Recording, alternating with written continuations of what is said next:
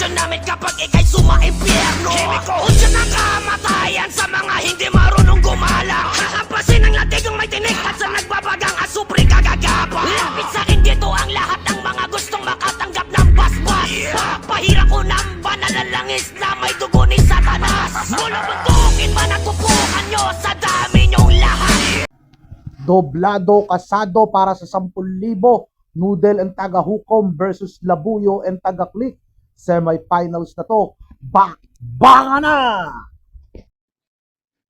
May tanong ako, Noodle. Nung araw ba na nagwakbakan kayo ni Papi Ligtas, nasayahan ka ba? Nung tinalo mo siya to sinabihan mo siyang wala ng spender, ba't nakikisapaw ka sa event niya ngayon? Ano ka? Putang ina mo! Kapal-kapal ng mukha mo. At ikaw naman, hukom, tantanan mo ko. Kamukha mo yung mismas, yung putang ina mong sanay mangain ng aso. Gagong to, kapal-kapal ng mukha yung dalawa. Lapag nyo man picture ko, di na yan sa akin bago. Matagal nang ginagamit yan, kaya na, Odel, tantanan mo pagkatao mo. Putang ina neto, kapal-kapal ng mukha mo. At saka putang ina mukha, hukom. Di ba nawala ka nun sa taga? Ngayong may pa-event bumabalik ka, real talk lang mukha kang pera, putang ina mo. Kaya walang putang ina mong ulo, Del. Pukin ang ina mo, tatay ka na, di ba? Pero ba't di mo kayang panindigan? O putang ina mo, nire-real talk mo si Papi Ligtas, pero di mong kayang gawin sa sarili mo yan. Try mo kayang i-adapt sa sarili mo. Try mong sabihin sa sarili mo na maging maayos na ama. Ba't di mo magawa? O di ba, real talk lang, nude. Ay putang ina mo. At ikaw naman, hukom, wala akong paki sa'yo. Ang pangit-pangit mo, isa kang malaking pabuhat sa kakampi mo. Ako, walang putang ina mong di ako naging pabuhat kahit isang beses. Di ko naranasan maging mabuhat ni Labuyo. Ikaw naranasan mo kay Noodle. Ako, ikaw at Noodle, pangit ka pa rin. Binuhat ko siya nung nakaraan. Naming bakbakan, kalaban si Cardo at Six. Kaya nga naman may 1,000 yan ngayon sa 10K. Marahil di mo mararanasan, buhatin ko nga ulit ngayon. Pangit. Noodle, nakakahiya no, na sinusumbatan ka ni Click na kung saan kayo yung champion at panalo. Kaso ginawa mo pa ring ulo-ulo, tag-1,000 kayo ni Six at Cardo. Tanginan to, kapal ng pagmumukha mo. Tapos magagalit ka, putang inakay natoy sa estilong panenestema. Gago ka ba? Eh nung naglaban sila ni Ermi at Cardo, binoto mo si Cardo kasi kaulo mo siya. Tigilan mo ko, di mo ko madadaan sa ganyan. Kaya kagalit sa kabila sa PDEA kasi alam mo, nung natalo ka ni Joker, nag-grand ka. Real talk lang, may pinaparinig pa yan na panalo ko dun, gago. Ba't sa akin ka nagre-reklamo? Dapat kay Natoy siya yung hurado at ikaw hukom. Kamusta dyan sa ibang bansa? Tanginang yan. Proud na nakapunta na doon siya ng ibang bansa. Gago, kapal na pagmumukha mo. Bago ka nakapunta ng ibang bansa, 2 buwan ka nagstay sa Pinas. Tangina mo, pinalamon ka ng agency. Gago, real talk lang. Tanginang yan. Magiging proud ka dito na kung sino-sino ka. Tangina mo, nagpapakita ng pera. Eh kahit sino kayang gawin yan. Tigilan mo ko, hukom. Kapal lang pagmumukha mo. Kasi real talk lang, may anak ka na. Mas pinili mo mag-ibang bansa kaysa makasama sila. Ano? Pasalamat ka, putang ina ka, gago. Hindi ko pa nilalabas yung totoo mong baho. May round 2 pa kami, gago. Tigilan mo ko, hukom. Di mo ko madadaan sa panggugulang mo dito, gago. Parehas tayong magulang. Pero kasama ko, pamilya ko. Aray ko po. Puta ng ama mo, Click. Ako'y sinasabihan mong nawala sa taga. Sino ba tong naalis sa taga na nagpupumilit, bumalik ngayon sa taga? Minsan ka nang naalis, nagmakaawa ka lang kay Mami CM. Ngayon sumisip-sip kang kupal ka, piling anak-anak kang hayop ka. Ngayon sasabihin mo, hindi ka ba nahihiya? Inuutusan ka lang ni Labuyo sa mga gagawin sasabihin mo. Yan ang totoo, utusan ka. At hindi ka lehitimong taga na dito ka lang lalakas. Bakit dito ka lang kasi nagkakaroon ng pera? Pag may pera, lalabas ka. At ang kapal din ng pagmumukha mo, Click, para pa bumalik sa taga. Hindi ako nawala, nagpahinga ako dahil sa trabaho at busy ako. Habang naghahanap buhay o binubuhay ko, itatatag ko ang pamilya ko. At ikaw, Labuyo, huwag mo ipagmamalaki sa akin, nakasama ang pamilya mo. Kaya ako nandito para maibigay ko ang magandang buhay sa pamilya ko. Hindi katulad mo na nagtsatsaga dyan sa mababa at bulok na sistema dyan sa Pilipinas. Bobo ka ba? Ganyan ang utak mo. Napakabano at remember, hindi ako palabunin ng agency sa Pilipinas. Ang alam mo, ang trabaho ko sa Pilipinas, isa akong supervisor area manager ako dyan sa Pilipinas. Nag-upgrade lang ako dahil hindi afford ng kumpanya ko ang presyo ko dito sa ibang bansa. Yun ang real talk dyan. Ano, natatawa ka ba? Masakit yan sa katotohanan. Hindi mo alam ang tunay na pagmamahal sa mga anak at magulang. Tangina mo! Di mo afford yung ganon, Labuyo! Mapagpanggap ka na, chef! Kahit helper ka lang dyan, tarantado! Tangina mo ka! Sinabi niya pa yung battle ni Ermi at ni Cardo! Tanga! Kung ganon yung pananaw mo sa buhay na binayas ko, tangina mo, sisihin mo rin si Pops Roy! Dahil ganon din yung boto at desisyon niya, tangina ka! Gagong to, gagamit ka na lang ng putang inang misinformation yung mali-mali pa! Tangina ka! Yung 4,000 pinagati-hati ni ligtas yun. Hindi ko pinaulo-ulo yun, tangina ka. Kung sakaling hindi niya pinaulo, baka walang napakinabangan yung kalaban namin, tangina ka. Alam niya na mas lamang kami para may mapakinabangan, kaya hinati. Ikaw putang ina mo, may pamilya ka na lahat-lahat, Google ka pa rin sa Bigo. Tangina mo, kapag ka nasa trabaho ka, tago palihim ka, nagsesekreto sa asawa mo. Kapag wala siyang pamasahe, nagpapasundo lang naman yan. Putang ina, ang kapal ng mukha. Kalalaki mong tao, ikaw pa sinusundo ng asawa mo. Anong ibabato mo? Tangina mo ka. Gago, ganyan ako kalupit. Ganito, ganyan. Tanga! Ikaw naman, Click. Huwag ka magmalaki. Wala ka sa angas at tindi. Tangina mo, kapal ng mukha mo. Tignan mo naman itsura mo, gago. Para kang nagmamakaawang itik. Yung putang inang yang tetago ng nanay mo, gago ka, ipatapon mo. Tarantado ka. Yung box hindi matapon, memorabilia sa bahay. Tarantado ka ba? Tanga! Nung hindi matapon talaga, kasi ilalagay kita dyan ngayon, putang ina mo. Ang basic mo lang ibaon, ang dali mong sumbatan sa ginagawa mo ngayon. At ikaw naman, Hukom, sabi niya ba putang ina mo, real talk sa real talk, ba't ka nagpapaliwanag ngayon? Ito'y all in, sa laro na dikdikan, hindi ito pamangmangan o wag kang maging makitig mangmang. At ikaw naman, sabi niya pa, nilabas niya pa pick ko. Sige, ilabas mo nang ilabas, at di ako masasaktan. Ikaw lang naman ang nasasaktan sa ating dalawa at hindi mo kayang tanggapin sa sarili mo na di daw scammer o lolisarin sa nila. Di ba adik ka? Tangina mo kaya yung mukha mo nagraran kaya putangina mo naiwanan ka ng pideya. Gagong to, kabal-kabal ng mukha mo at susumbatan niya pa ako. Ulul, wala daw akong karapatan. May karapatan ako kasi binuhat kita sa larong to. Putangina nito, ang bobo-bobo mo naman, gongina ka. To sabi ba, kung hindi namin nunuya, putangina mo walang makukuha kalaban namin. Kung hindi yung ginawa ni Papi Ligtas, wala ka na dapat pagkain. Gagong to, kapal-kapal ng mukha mo. Alata namang lamang sila pero gusto mong manalo. Kapal ng mukha mo, tigil-tigilan mo nga kami. At ikaw naman, Hukom, magpakita ka ng magpakita, walang maipaki sa'yo. Ang pangit ng face mo, real talk lang. Sila Buyo may sumusundo na mag-ina. Pagkalabas pa lang ng putangin ng work niya, ikaw wala. Kasi magkalayo kayo. Siya may yung asawa mo ginagahasa ng ibang tao. Ikaw nagpapakahirap dyan sa putangin na mo sakit lang. Ano, Noodle?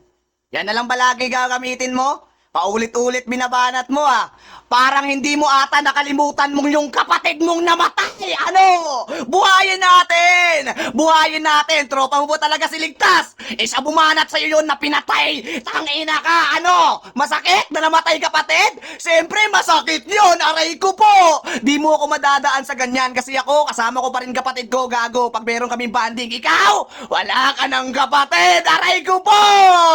Namatayan ng kapatid si Tanga! Ano, dyan ka masasaktan, alam ko. Kaya napipikon ka sa akin minsan pag dinadamay ko yung kapatid mo. Ano, masakit ba, Noodle? Sige, tamin mo! Ikaw naman, Hukom, ba't nagpapaliwanag ka? Isyuan to, piste ka? Yawa ka? Pinapaliwanag mo agency mo? Gago! Ayan yung patunay na yung binabato ko sa'yo, gago, totoo! Nasasaktan ka! Pinapaliwanag mo yung agency mo kuno, nagbababa daw seldo kaya lumipat siya, tanga! Ang punto doon, gago, nasaktan ka nung binanggit ko, gago! Kasi alam mo, Hukom, may alam talaga ako sa'yo at umamin ka pa mismo! Tigilan mo ko, Hukom, kapal lang pagmumukha mo! Ano naman ngayon, gago, may pera ako, kasama ko pamilya ko, kaya ko silang katabi pag natutulog ako. Ikaw kasama mo? Hindi! Yun yung pinakamasakit, ang inang yan! Masakit na ba, Hukom? Sige, ipagyabang mo na ikaw yung nagsayaw ng budots! Tarantado! Sa taga, ibinpa ka diri! Ang ina mo, anong di dahil kay ligtas at ikaw hindi magagawa tong event na to? Kung hindi ako nagpaliyab ng putang ina mo mga panahon, walang dubladong magaganap, tarantado ka! Tang ina mo, mas malakas pa influence ko kay ligtas kaysa sa member, tarantado ka! Member ka lang! Walang usapan sa inyong dalawa, labas ka dyan! Tang ina mo, lakas ang lubong magmalaki sa akin? Sa itsura mo palang, putang ina mo, ang hirap ng mukha mo ipinta? Tarantado ka! Nabulol ka na, nilabas ko yung putang ina mong karton ng Durabox yo! At ikaw naman putang ina mo, labuyo! Sinabi niya na binanat daw sa akin niligtas yung ate ko! Tanga! Ang gumamit sa akin yan sa taga si Bandido Bobo ka! Tangina mo! At saka si Cram! Di mo ba alam, gago? Mamamatay ang anak mo kasama ng asawa mo. Alam mo kung bakit? Lahat ng gumamit sa akin ng pambabasag kay Lia, bumalik sa kanila. Si Bandido nawala. Si Cram nagka-diabetes na mamayat na. Tangina mo! Yung asawa mo habang nagluluto ka sana, niluluto siya ng iba, tarantado ka! Magre-rebat yan, nasaktan si Noodle. Tanga! Gago! Ba't ako masasaktan? Almost 4 years na nakalipas nung nawala yung ate ko. Lahat dumadaan dyan. Ang masakit dyan, habang buhay ka pa, wag sana mauna yung anak mo sa'yo. Namamatay, tarantado ka. Tangina mo, lahat ng tao dumaraan sa kamatayan. Iba't ibang klase at estilo lang yan. Tarantado, ang mas masakit dito, very convincing daw siya magsalita, sabi niya sa GC. Tingnan natin kung sino mas masakit ngayon. Yung patay, dinamay mo, di na makikialam. Dinamay ko yung mga buhay, masaktan ka, tangina mo! Putang ina. Click! Gaano kasarap sumausaw sa iisang butas na hindi ikaw yung gusto pero ikaw yung bumayo. Tangina mo, ganyan ka kamanyak. Ha? Kaano kasarap tumira ng pokpok na pinagsalusaluan na ng iba at sinawsawan mo pa. Tangina mo, ganun ka kalibo, ganimal ka. Para kang kuneho kapag may nakitang butas, bigla mo na lang papatungan. Ano, masakit ba? Tignan mo, pagmasdan mo yung babaeng tinira ng iba, sabay tinira mo din. Ngayong itong si Labuyo, puro ka kasama sa pamilya, naiinggit ka lang, real talk. Kasi ako, may narating ako at natupad ko ang pangarap ko. Hindi katulad mo, pinagpapanggap ka lang na chef diyan sa trabaho mo, samantalang service crew lang naman ang title na binigay sa'yo. Yan ang totoo. At ano ang kaya mong lutuin? Puro fried? Kupal. Hindi mo ako lubusang kilala. At kung may nakakakilala man sa akin, dito lang sa taga yon. Dahil sila nakakakilala at buo sa akin. Hindi katulad mo na may malang labuyo. Ano, masakit ba, Click? Na nakita mo yung babaeng pokpok na pinagsaluhan dito sa Bigo, tangina mo. Ginamit sa akin nila ng metaphor para ako'y matalo. Ginamit na ni Tataob yan. Ngayon di na mangyayari pagkatalo na sasapitin sa akin, mangmang. At naugaraw ako kanina. Yan ang sinasabi ni Noodle. Tanga, pinadama ko lang sa'yo na ganun ka. Putang ina mo. Kaya wala kang pwedeng ipagmalaki sa akin. Noodle na kesya ganyan, kesya ganto. O kapal ng mukha mo. Ako lang pwedeng manumbat sa'yo at yan ay alam mo. Tangina neto. At ikaw naman, Hukom, si Labuyo may hag ka sa personal. Ikaw di mo naranasan. Mas gusto mong mag-abroad para ilayo anak mo sa'yo. Di ka naging maayos na ama at real talk to sa'yo. Putang ina neto. Kapal-kapal ng mukha mo. At ikaw naman, Noodle, kapal ng mukha mo rin eh, no? Tapos sabi niya pa sa akin, yaw lol, dyan ka nga ilalagay. Kulit mo naman na di kang pwedeng lumabas. Mamamatay daw lahat. Nang damay sa kapatid niya. Gago, dadamay ko rin. Tingnan natin pag namatay ako, sige, proud ako sa kapatid mo. Pero pag di ako nawala, mas proud ako sa'yo. Kasi sa init ng kandila mo na lang mararanasan init ng kapatid mo. Putang ina nito, kapal-kapal ng mukha mo at wala kang pwedeng ipagmalaki. Na kaya siya ganyan ganto. Ulol, kantanan mo at kabutang ina ka. Tsaka mo na ako yabangan pag binuhay mo na ulit kapatid mo ako.